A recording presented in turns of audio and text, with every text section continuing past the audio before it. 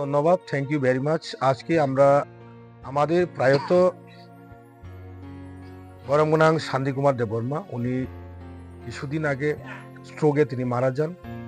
ওনার পরিবারের পাশে বুবাগ্রা এবং আমরা ত্রিপুরা মথা আজকে ওনার পরিবারকে ওনার শ্রাদ্ধকালকে ওনার বাড়ির ওনার কাছে ওনার বাড়ির মানুষের পাশে আমরা দাঁড়িয়ে ওনাকে আমরা এই মাংস এবং মাছ আমরা ওনার শ্রাদ্ধর জন্য ওনার পরিবারের কাছে আমরা তুলে দিলাম।